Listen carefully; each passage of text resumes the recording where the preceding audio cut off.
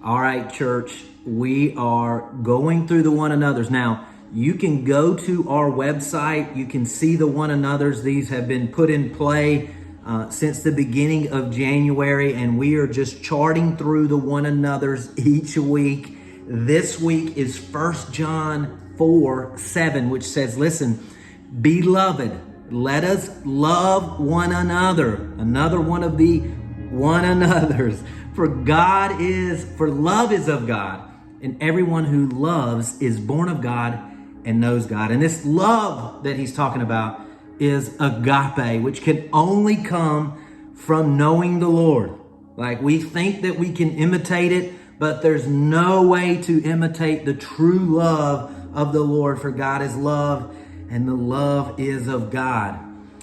And this book is written by John, one of the apostles.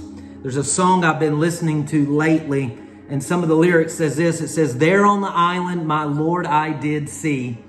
I fell at his feet as though dead, trembling in glory. I've been yearning for years now, yearning to be near my friend again, as in my memories of Galilee. And as I think about this, we are reading a letter that was written by a man who had seen many things. Many memories had taken place.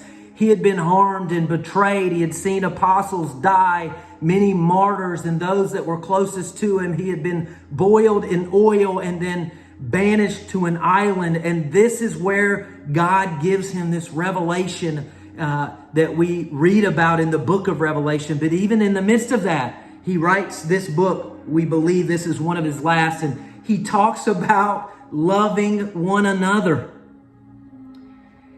And so Jesus is the epitome of love. And so when we talk about loving one another, agape love, what does that mean? Well, let's put our lives in the lives of Jesus. Let's think about and consider how Jesus loved and how he taught to love. There's 5 discourses in the Bible. Did you know that most of the things that we read in the gospel or in the 4 gospels are Jesus living life on life discipleship? A lot of the things that we see and read about are happening in the midst of life. There was 5 times that Jesus went through these discourses. We're going to read about one here in Matthew chapter 5. But how does Jesus tell us to love even in the midst of persecution or frustration or difficult scenarios? And maybe you're going through this. Hey, listen, this was planned prior to this moment. This is not advising anyone on any situation that I know about or is known about in the church. This has been planned from the Lord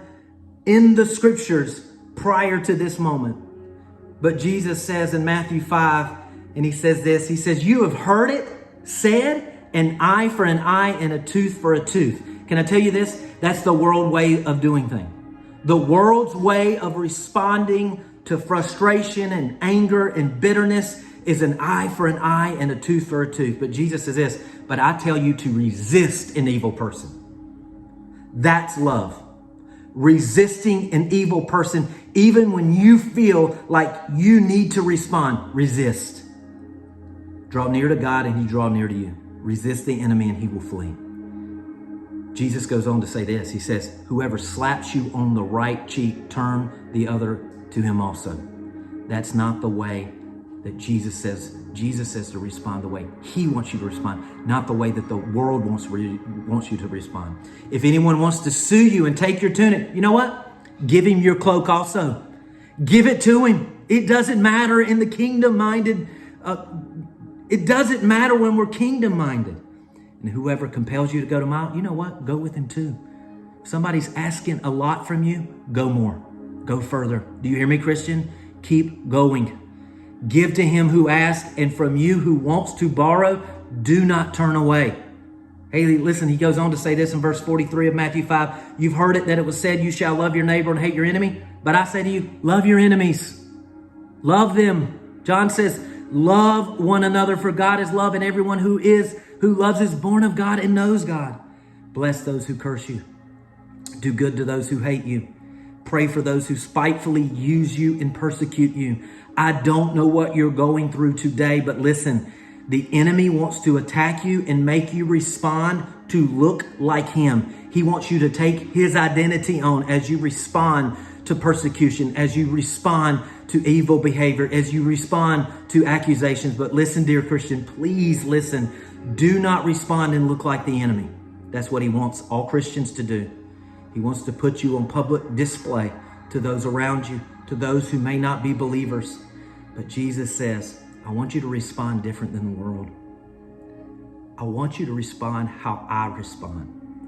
And not only did Jesus teach how to respond, but he loved Judas in such a way that no one knew that Judas would betray him. He knew that the 12 disciples would leave him when they came to take him to crucify him. And yet, he loved them so much. And John experienced that love. And years after Jesus